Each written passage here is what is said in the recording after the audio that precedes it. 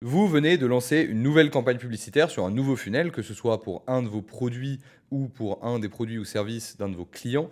Et il se trouve que vous avez commencé à dépenser de l'argent sur ce funnel, mais vous n'êtes pas rentable, voire vous n'avez même pas encore fait de vente. Donc la question qui se pose, c'est à quel moment est-ce qu'on coupe les publicités? À quel moment est-ce qu'on considère que bon, il faut continuer à dépenser un petit peu pour avoir un petit peu plus de data parce que c'est pas significatif? Et à quel moment est-ce qu'on considère que c'est bon? Là, on a dépensé assez, on voit clairement que c'est pas rentable et on arrête le testing tout de suite, on coupe les publicités et on va voir changer de funnel, voir changer de publicité, changer de campagne, etc. Alors, la réponse qui est souvent apportée à ce problème-là, que peut-être vous avez déjà entendu, c'est de dire qu'il faut dépenser environ 2 fois le prix du produit. C'est une réponse qui est souvent répétée par des agences ou par des gens qui font des vidéos sur de l'acquisition de trafic. Mais le problème, c'est que c'est une approximation extrêmement arbitraire qui, dans la plupart des cas, est en fait absolument n'importe quoi. Surtout si vous êtes sur du high ticket. Parce que si vous êtes sur des produits, on va dire, pas très chers, peut-être de moins de 100 euros, par exemple, vous vendez des produits à 30 euros, si vous dépensez 60 balles en budget publicitaire, c'est pas le bout du monde, c'est pas très très grave. Par contre, si vous êtes sur des produits du style une formation, un funnel pour vendre une formation à 2000 euros, dans ce cas-là, si on peut éviter de devoir dépenser 4000 euros en budget publicitaire pour se rendre compte à la fin du funnel qu'en fait, ah mince, on n'a pas fait de vente et c'est pas rentable, ça peut être pas mal. Donc, on va voir aujourd'hui comment est-ce qu'on répond à cette question avec des outils mathématiques qui vont nous permettre de nous aiguiller un petit peu sur la décision à prendre et nous éviter de gâcher du budget publicitaire un petit peu de manière inutile et de savoir quand est-ce que ça vaut le coup de continuer à dépenser du budget pour voir si jamais on n'est pas rentable ensuite et quand il faut tout simplement arrêter. Alors, l'idée derrière tout ça, c'est que bien sûr, le taux de conversion sur la page de votre argumentaire de vente, il va pas être toujours le même. C'est-à-dire que vous avez un taux de conversion réel qui va bien sûr fluctuer dû à la variance. Si vous avez 2% de conversion, ça ne veut pas dire que sur 100 visiteurs, vous allez toujours faire exactement 2 ventes. C'est-à-dire que bien sûr, des fois sur 100 visiteurs, vous allez faire une vente, des fois vous allez en faire 0, des fois vous allez en faire 3, des fois vous allez en faire 4. En fait, tout ce que ça veut dire, c'est que ça va se lisser sur un grand nombre de visiteurs. Vous allez avoir en moyenne 2 ventes à chaque fois que vous avez 100 visiteurs. Mais bien sûr, ça, c'est une moyenne. Il y a la variance statistique qui va venir grandement influencer le nombre de ventes, surtout si vous n'avez pas eu forcément beaucoup de visiteurs. Donc ce qu'on va voir ici, c'est un petit peu qu'est-ce qu'on peut espérer, si vous voulez, statistiquement de la variance, quelles sont les variations normales dues au hasard, dues à la variance, qu'on peut espérer d'un taux de conversion donné. Et ça va vous permettre un petit peu de savoir, dans votre cas, est-ce que les variations que vous observez qui sont en dessous des résultats escomptés, est-ce que c'est quelque chose qu'on peut espérer d'une variance complètement normale ou est-ce que en fait ça veut dire que tout simplement votre taux de conversion est pas bon et qu'en fait vous n'êtes pas rentable et qu'il faut arrêter les publicités. Donc on va switcher d'écran, voilà. Pour visualiser un petit peu le truc, peut-être que graphiquement ça pourra en aider certains à mieux visualiser. Dans l'idée, si vous faites un espèce de graphique en fait du nombre de ventes en fonction du nombre de visiteurs, donc ça c'est votre nombre de visiteurs, vous faites un graphique avec le nombre de ventes. Tout simplement, ce qui va se passer, c'est que on va peut-être zoomer un petit peu. Donc ce qui va se passer, c'est que vous allez avoir un taux de conversion théorique qui va être, on va prendre celui-là, qui va être en fait, qui va dire que pour voilà en moyenne 100 visiteurs, vous allez faire tant de ventes. Voilà.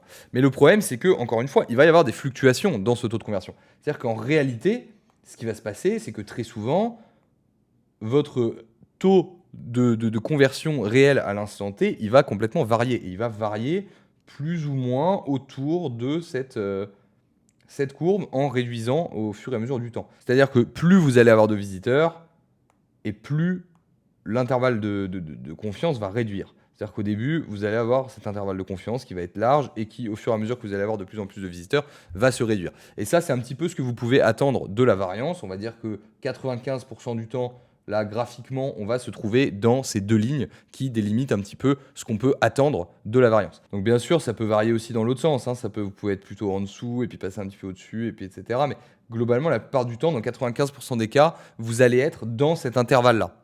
Et de temps en temps, ça va sortir un petit peu, vous allez être un petit peu dans cette zone-là, etc. Bon. Mais globalement, 95% du temps, vous êtes dans cette zone-là. Par contre, si vous voyez que, en fait, votre taux de conversion, il fait ça, très probablement que là, vous n'êtes pas du tout, en fait, sur le taux de conversion que vous avez estimé, c'est-à-dire le trait blanc du début. Là, vous êtes probablement sur un taux de conversion qui n'a rien à voir avec ce que vous avez espéré au début. Voilà. Et si vous êtes au-dessus, après, on s'en fout, ça veut dire que vous êtes plus rentable. Dans ce cas-là, la question de stopper les publicités et à quel moment stopper les publicités ne se pose pas. Donc là, vous voyez, c'est un petit peu la représentation graphique. Vous voyez que si on est trop en dessous de ce qu'on peut espérer d'une variation purement due au hasard et à la variance, dans ce cas-là, ça veut dire que votre taux de conversion réel, en fait, il est bien plus bas que ce que vous avez espéré et donc que vous n'êtes pas rentable. Et ça, cet intervalle de confiance, ce sera un petit peu à vous de le déterminer, c'est-à-dire à quel point est-ce que vous voulez être sûr que votre page n'est pas rentable. Est-ce que vous voulez être sûr à 85%, 90%, 95%? Bien sûr, plus vous allez vouloir être sûr à un pourcentage élevé, plus il va falloir dépenser de budget test. Mais très souvent, vous allez voir qu'en fait, on est fixé relativement rapidement et que ça ne sert à rien de continuer de dépenser du budget dans beaucoup de cas. Voilà. Donc ça, c'est pour la représentation graphique. Maintenant, attention, petit disclaimer, cette méthode statistique ne marche que si vous avez au moins une étape intermédiaire entre les ads et votre page produit. C'est-à-dire que vous avez au moins une landing page ou quelque chose qui vient faire office de filtre ici. Il faut que vous ayez au moins une landing page ou un formulaire d'inscription, ça peut être un form. Voilà, il faut que vous ayez au moins un truc ici qui permet de faire office de filtre parce que sinon la data ne va pas être significative parce que le trafic est trop changeant. Vous allez trop avoir un trafic qui est différent, qui dépend trop des humeurs de l'algorithme qui va vous servir un type de trafic tel jour et un autre type de trafic le lendemain. Donc vous n'allez pas vraiment avoir de la data extrêmement significative. Donc ça marche bien si vous avez au moins une étape. Si vous êtes sur des ads directs qui renvoient directement sur la page produit sans avoir de filtre entre les deux, ça va être plus compliqué. Donc voilà, là on se place dans le cas où on a au moins une étape intermédiaire où vous collectez l'email, où vous faites remplir un formulaire, où vous qualifiez en fait le prospect. Alors, on va avoir besoin de 3 données. La première, c'est votre ROI minimum. Donc c'est le ROI en dessous duquel ça ne nous intéresse pas de run les publicités. C'est-à-dire que si vous n'avez pas au moins ce retour sur investissement, on considère que les publicités ne sont pas rentables. Ça, c'est le premier truc. Le deuxième truc, c'est votre coût par visiteur produit. Donc ça, c'est tout simplement combien d'argent vous devez dépenser pour obtenir une personne sur votre page de vente ou votre argumentaire de vente ou votre webinaire ou votre VSL, peu importe. Et la troisième data, c'est tout simplement le prix du produit que bien sûr vous connaissez parce que c'est vous qui le fixez. Donc quand vous avez ces 3 datas là, on va pouvoir en déduire le taux de conversion minimum qu'il vous faut sur la page produit pour être rentable. Le taux de conversion minimum, c'est tout simplement le ROI minimum multiplié par votre coût par visiteur produit divisé par le prix du produit.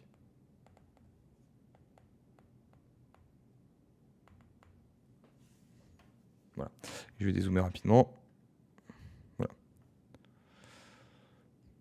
Voilà. Donc, tout simplement, vous allez en déduire le taux de conversion minimum. Donc, c'est ça qui nous intéresse. Et une fois que vous avez ça, ce qu'on va faire, si vous voulez, l'idée derrière le raisonnement qu'on va faire là, c'est en fait, on va supposer que sur la page produit, on a bien ce taux de conversion minimum. On va supposer que le taux de conversion réel de votre page de vente ou de votre webinaire, ou peu importe, c'est effectivement ce taux de conversion minimum.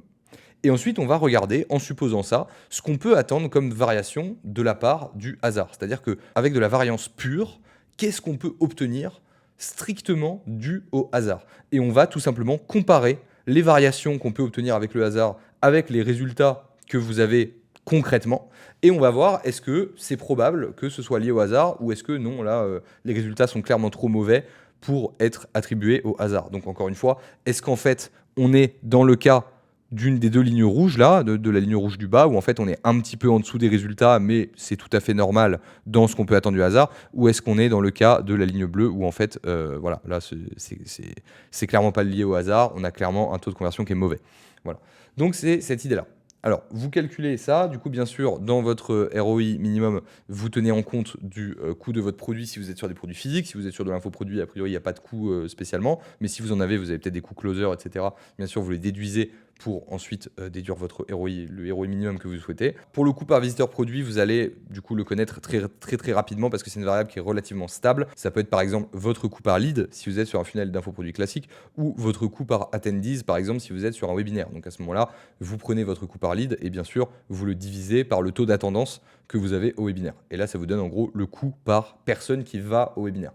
Et ça, c'est un coût qui est relativement stable parce qu'en fait, les gens qui vont au webinaire, c'est assez stable. Le coût par lead, il est également assez stable. Donc, le CPV, vous allez l'obtenir assez rapidement après avoir dépensé un petit peu d'argent en publicité. Alors, on va prendre un exemple directement pour illustrer un petit peu et voir concrètement en pratique comment ça se passe. On va partir sur un funnel classique avec un ROI minimum de 2,5, ce qui n'est pas énorme, surtout quand vous considérez le fait qu'au début, en général, vous allez avoir des coûts par lead qui sont relativement faibles et qui vont augmenter avec l'augmentation des budgets. C'est-à-dire que plus vous allez dépenser, plus les leads vont augmenter. Donc vous n'avez pas forcément, si vous êtes sur des funnels traditionnels, vous n'avez pas forcément envie que votre ROI initial minimum soit en dessous de 2,5, parce que si vous avez par exemple un ROI de 2, ensuite avec l'augmentation du lead, etc., et pour peu qu'il y ait quelques autres variables qui changent un petit peu en cours de route, bon, vous vous retrouvez très très vite sur du break-even et en fait à plus faire d'argent du tout. Donc voilà, un ROI de 2,5, c'est quand même un minimum pour assurer le coût et assurer que vous allez être profitable tout simplement sur vos campagnes publicitaires. Voilà. Parce que l'idée, c'est pas d'être uniquement profitable tout de suite, c'est aussi de pouvoir avoir des campagnes qui ensuite peuvent avoir du potentiel, avoir un funnel qui a du potentiel, etc. Entre guillemets, ça sert à rien de dépenser énormément de budget test pour un funnel qui à la fin sera break-even. Voilà, donc c'est un petit peu cette logique-là. Donc il faut quand même un ROI minimum assez conservateur. Après, pas besoin non plus d'aller sur des ROI qui sont extrêmement élevés, d'aller taper sur des ROI 4, 5 pour le ROI minimum initial. Ça, après, c'est ce qu'on vise à avoir. Mais voilà, le ROI minimum à 2,5, en général, c'est un bon équilibre.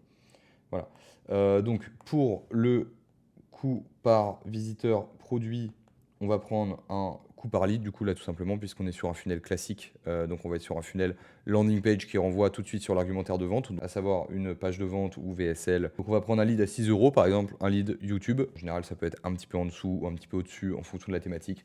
Voilà. Et on va prendre également un prix produit à 1000 euros. Donc on va prendre une formation assez classique à étiquette, voilà, qu'on essaye de run en funnel ads sur par exemple YouTube ou TikTok ou Facebook. Donc une fois qu'on a ces trois données-là, ce qu'on va faire, c'est qu'on va tout simplement en déduire le taux de conversion minimum, qui du coup ici est de 2,5 fois 6 divisé par 1000, ce qui fait 1,5%. Voilà. Et une fois qu'on a ce résultat-là, en gros, ce qu'on va faire, encore une fois, c'est qu'on va supposer que ce taux de conversion est bien le taux de conversion qu'on a sur notre page produit ou notre VSL ou notre argumentaire de vente de manière générale. Donc ce qu'on va faire, c'est qu'on va bien supposer qu'on a effectivement ce taux de conversion-là et on va regarder un petit peu ce qu'on peut attendre du hasard à ce niveau-là. Quelles sont les variations strictement statistiques qu'on pourrait observer, et on va regarder ensuite en fonction de différentes situations, en fonction de la data qu'on récupère des ads, est-ce qu'on est statistiquement dans quelque chose d'acceptable ou est-ce qu'il vaut mieux couper les ads. Alors moi personnellement, j'aime bien être sur un intervalle de confiance à 90%. Voilà. C'est un petit peu le meilleur équilibre entre être statistiquement significatif, mais en même temps être un petit peu efficace. En général, en psychologie, physique, etc., on est plutôt sur des intervalles de confiance de 95%. C'est la fameuse p-value 0,05 pour ceux qui connaissent. Mais là, ici, bon, on n'a pas besoin d'être aussi précis. Il faut quand même trouver un juste milieu entre ne pas gâcher des efforts de test sur un funnel, c'est-à-dire ne pas capituler trop tôt alors qu'en fait potentiellement c'était juste la variance, mais en même temps pouvoir bouger assez rapidement, ne pas gâcher trop de budget test et être capable de prendre des décisions assez rapidement et de manière efficace. Là, on ne cherche pas à démontrer des résultats scientifiques, on cherche à avoir des résultats qui vont être efficaces et qui vont pouvoir nous permettre de passer à l'action rapidement et d'effectuer des tests de manière efficace. Alors après, éventuellement, dans certains cas, si c'est assez facile pour vous d'AB tester, par exemple, la vidéo de vente ou la page de vente, etc., vous pouvez vous contenter d'un intervalle de confiance même à 85% si vous voulez maximiser les tests. Voilà. Après, je vous déconseille de descendre en dessous de 85% et je vous déconseille aussi de monter trop au-dessus de 90% parce qu'après, vous allez juste perdre du temps et des ressources. Parce qu'encore une fois, plus vous montez au-dessus de 90%, plus c'est difficile, plus chaque pourcentage coûte cher en fait. Plus vous vous rapprochez de 100%, évidemment, plus gagner ce pourcentage coûte cher en fait, en termes d'intervalle de confiance. Voilà. Donc, maintenant, ce qu'on va faire, c'est qu'on va regarder 2-3 situations dans lesquelles on n'est pas rentable, bien sûr, parce que si on est rentable, la question ne se pose pas, hein, on continue de dépenser, il n'y a pas de souci. On va regarder 2 situations dans lesquelles on n'est pas rentable et on va se poser la question, est-ce que dans ce cas-là, on continue ou est-ce qu'on arrête ? Autrement dit, est-ce que la probabilité que la page en fait ne soit pas rentable, c'est-à-dire que le taux de conversion soit en fait inférieur au taux de conversion minimum qu'on recherche, est plus élevé que 90% ou pas? Donc, par exemple, si on se trouve dans le cas numéro 1, où on a 100 visiteurs sur la page, on a 100 visiteurs et 0 vente. Voilà. La question c'est du coup, est-ce qu'on continue? Est-ce qu'on continue ou est-ce qu'on arrête? Et la deuxième question, c'est si on a eu par exemple, mettons 250 visiteurs et qu'on a fait une vente, idem, est-ce qu'on continue ou est-ce qu'on arrête? Et le truc, c'est que autant des fois, c'est assez intuitif de répondre à ces questions-là, c'est assez facile. Autant des fois, c'est vraiment pas forcément évident. Vous allez avoir des situations dans lesquelles, en fait, intuitivement, c'est assez difficile de prendre une décision. Et dans ce cas-là, cet intervalle de confiance va vraiment nous aider en fait à prendre une décision de manière mécanique. Et en fait, vous allez voir que ça va nous permettre de prendre une décision de manière beaucoup plus efficace qu'en suivant des guidelines arbitraires qui n'ont aucun sens. Du style, voilà, dépenser 2 fois le prix du produit. Bon là, par exemple, si on dépense 2 fois le prix du produit, ça veut dire qu'on dépense 2 000 € avec un coût par lead à 6 €. Ça veut dire qu'on a environ 330 visiteurs. Donc voilà, on va pas s'amuser, si on fait pas de vente, à aller jusqu'à 330 visiteurs. Voilà, on se doute bien que c'est beaucoup trop. 330 visiteurs avec un taux de conversion minimum d'1,5%, ça voudrait dire qu'il faudrait qu'on ait fait au moins 5 ventes. Donc si sur 300 visiteurs, on a fait 0 vente, on se doute bien qu'on peut stopper avant. Donc la question ne se pose même pas sur 330 visiteurs si on a fait 0 vente. Maintenant, par contre, voilà, si on a eu 250 visiteurs, qu'on a fait une vente, est-ce qu'on continue? On va voir. Voilà. Bon, pour répondre à cette question, tout simplement, ce que j'ai fait, c'est que je vous ai fait un script en Python. Donc, on va juste aller. Je vais tout vous mettre dans la description. Je vais vous mettre le script qui sera disponible gratuitement du coup dans la description. Vous avez juste à aller dans la description. Vous aurez le lien de ce compiler Python qui est en ligne. Vous n'avez rien à installer, etc. Donc, vous pouvez l'utiliser comme ça sans problème. Et vous copiez-coller le script du coup que je vais vous mettre dans la description. Donc, je vais pas détailler comment il marche, mais juste faites-moi confiance là-dessus, parce que bon, ça prendra un peu trop de temps de détailler comment ça marche. Mais en gros, vous rentrez juste le taux de conversion qu'on a calculé précédemment. Donc là, en l'occurrence, c'est 1,5%. Attention, parce que là, le script a été fait uniquement au dixième. Donc, arrondissez au dixième. Par exemple, si vous avez, je ne sais pas si c'est 1,55, ben, arrondissez à la première décimale. Donc 1,6 ou 1,5. Bon, là, en l'occurrence, il n'y a pas de souci parce qu'on est sur 1,5. Voilà. Et le nombre de visiteurs, ben, on avait dit si on a 100 visiteurs. Et ensuite, ce qui va se passer, c'est que vous cliquez sur Run, donc le programme va tourner. Et en fait, il va sortir les probabilités qu'avec ces données-là, donc avec un taux de conversion de 1,5% et le nombre de visiteurs que vous avez rentré, il va vous donner la probabilité d'avoir tel ou tel nombre de ventes. Donc de 0 à 15 ventes. Voilà, ce qui va vous permettre ensuite de voir tout simplement la probabilité liée purement au hasard. C'est-à-dire que si on est bien dans le cas d'1,5% de conversion, avec 100 visiteurs sur la page, ça, c'est ce qu'une distribution purement aléatoire vous donnerait. Donc là, vous avez un aperçu global de ce que la variance vous permet d'avoir. Là, vous voyez que par exemple, dans le cas où on a 1,5% de conversion et on a 100 visiteurs, c'est pas si inquiétant que ça qu'on n'ait pas fait de vente en fait. Parce que vous voyez que dans 22% des cas, en fait, la variance pure ne produit pas de vente sur 1,5% de conversion. Donc en l'occurrence, là, dans 22% des cas, c'est-à-dire quasiment une fois sur 4, entre une fois sur 4 et une fois sur 5, vous n'allez pas faire de vente. Donc là, entre guillemets, a priori, pas de panique. On est encore loin d'être sûr que la page ne marche pas. Donc autant il y a 15 visiteurs de plus, ça fait une vente, et puis en fait ça rééquilibre les stats, et puis en fait après vous continuez à run les ads, et puis en fait vous voyez qu'au final vous êtes rentable. Donc là, par exemple, dans ce cas-là, pas de panique, on peut continuer à run les ads. Et, voilà. Et là, après, vous pouvez tout simplement modifier le nombre de visiteurs. Par exemple, si vous avez 10 visiteurs, là, vous allez voir que sans surprise, évidemment, vous avez quasiment jamais de vente. C'est assez logique. Voilà. Donc là, ça pour le coup, c'est purement logique. Mais du coup, vous pouvez voir, vous pouvez augmenter. Si vous avez 120 visiteurs, quelle est la probabilité? Alors, juste petite parenthèse, les probabilités changent légèrement. C'est normal, elles ne sont pas toujours exactement égales. Là, vous voyez que si on run la simulation plusieurs fois de suite, on va avoir des résultats légèrement différents. C'est tout simplement parce qu'en fait, ici, vous avez un paramètre qui est tout simplement la significance statistique, entre guillemets, c'est-à-dire combien de fois la simulation va être jouée. Et ensuite, il y a des moyennes qui sont faites, en gros. Et voilà, du coup, ça vous donne un résultat. C'est comme si ça simulait, par exemple, ici, 10 000 fois 100 visiteurs. Voilà. Donc, en fait, après, ça prend une moyenne. Donc, ça veut dire que statistiquement, c'est très significatif, mais bon, voilà, ça peut varier à 1 ou 2%. Et bien sûr, si vous augmentez le paramètre, ça va être de plus en plus statistiquement significatif. Mais le problème, c'est qu'après, le programme va prendre beaucoup de temps à tourner. Donc, franchement, voilà, de paramètre 10 000, on n'est pas à 1% près. C'est très bien comme ça. Voilà. Donc là, vous voyez que par exemple, avec 100, encore une fois, on retombe sur le 22% qu'on avait vu précédemment. Et on peut voir ce qui se passe si on augmente légèrement le nombre de visiteurs. Et là, vous allez voir que petit à petit, évidemment, plus on augmente le nombre de visiteurs, plus la probabilité d'avoir 0 vente de manière uniquement due à la variance diminue. Ce ne sera jamais 0, puisqu'il y a toujours une probabilité de ne pas avoir de chance, etc. Mais encore une fois, on cherche un intervalle de confiance de 90%.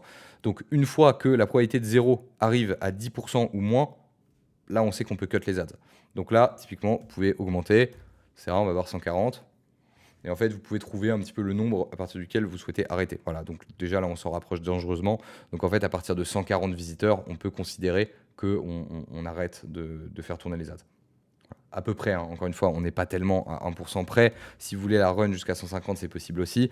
Mais là, en l'occurrence, voilà, voilà. Donc là, on est bon. Donc entre 140 et 150 visiteurs, si vous n'avez toujours pas fait de vente, dans ce cas-là, on sait que, voilà, avec une probabilité de plus de 90%, on sait que le taux de conversion effectif de la page de vente est inférieur à 1,5% et donc vous n'êtes pas rentable. Donc là, il faut cut les ads. Voilà, donc c'est assez pratique et ça vous permet de faire ça un peu avec tout. Donc maintenant, on va regarder dans le cas, on avait dit précédemment, qu'est-ce qui se passe si on a 250 visiteurs et qu'on n'a fait qu'une seule vente. C'était bien ça qu'on avait écrit. Là, on va voir ce qui se passe. Voilà, bon bah là, on voit que... Alors attention, on ne va pas prendre uniquement la probabilité d'avoir fait une vente, il faut prendre la probabilité d'avoir fait une vente et les probabilités d'avoir fait un nombre inférieur de ventes. Donc là, on additionne les deux et on arrive quand même à 10%, on arrive à 11%. Mais en l'occurrence, voilà, on voit encore une fois que là, la probabilité de faire une vente ou moins avec 1,5% de conversion sur 250 visiteurs, elle est d'environ 11%. Donc là, c'est pareil, on peut en déduire qu'on n'est pas rentable.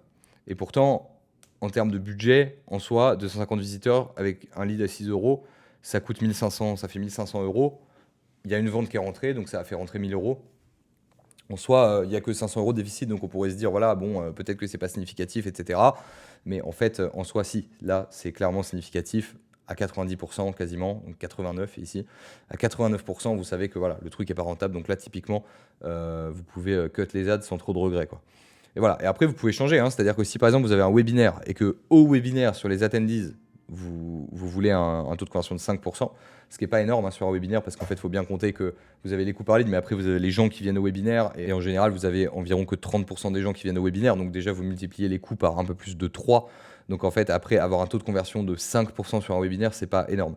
Donc derrière, voilà, vous pouvez voir sur 5%, si vous avez 80 personnes au webinaire et que vous n'avez pas fait de vente, bon, bah là, voilà, on sait que 80, c'est énorme sur 5%. Voilà, donc là, vous savez que par exemple, si vous avez fait 0 vente, c'est mort. Voilà, c'est mort. Si vous avez fait une vente, ça se continue.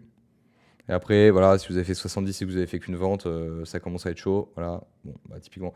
Donc après, voilà, vous pouvez tout simplement jouer un peu avec les nombres. Vous pouvez ajuster, encore une fois, en fonction de votre funnel, votre produit. Vous ajustez le taux de conversion, vous ajustez le nombre de visiteurs et vous voyez tout simplement si la probabilité purement statistique d'avoir obtenu le nombre de ventes que vous avez eu ou moins est inférieur à 10% environ. Si c'est 11%, voilà, vous pouvez considérer que c'est comme 10.